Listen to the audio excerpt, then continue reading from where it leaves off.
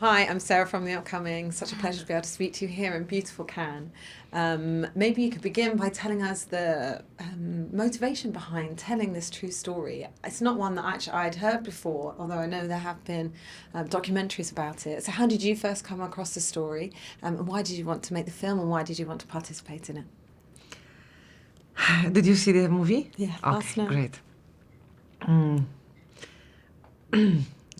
One day, I remember when I was shooting my previous movie called Fugue. During the shooting, I just looked at my iPhone and there was a message from somebody who I didn't know. It was Andreas Siegel, who wrote me that she just watched my The Lure and she really have an amazing story for me. She's a writer, she's a scriptwriter, and she was working on The Silent Twins for a decade, and she was looking for the director. And I remember for the first time when I read it in a very short message, I really wanted to read the script. Then when I finally read the script, I knew that I want to make this movie because it moved me so much, so deeply. And this is one of the most unique story I've ever heard.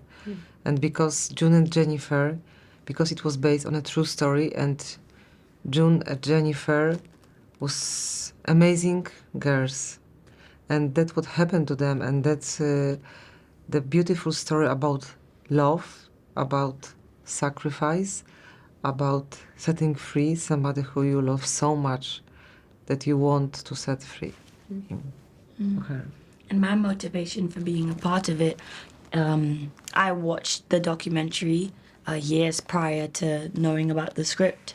And when Agnieszka approached me and offered me the role, I knew I was going to say yes, because I felt it was important for their stories to be told in a cinematic way.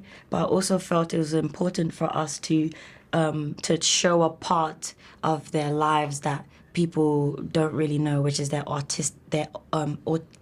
artistic side, their vulnerability, how they fell in love. And there's one narrative that's out there about them from the past articles that was put out, but we were able to just dive into their world and the richness of their lives and their creativity and bring that to life. And that was important for me to say yes to it. Yes. And what I think is wonderful about the film is that it doesn't shy away from the challenging parts of portraying their characters, but it's very much balanced by also bringing to life their imagination with the imagination and the musical elements. So how did you want to balance those two things to provide a well-rounded version of their story? It was very challenging for me to balance these things which you just mentioned because it's very hard to go from vision scene into reality, and from reality into musical moment, and also from reality into stop motion moment. So, but I decide everything to be imposed by the characters. And when you follow the characters, you have the compass, you have something what determines everything. And I knew that if this way of storytelling will be organic, I felt safe. So first of all, in the script there was no animations, there were no musical numbers. I brought it to the movie because I thought I want to show their interior worlds, which was fascinating for me.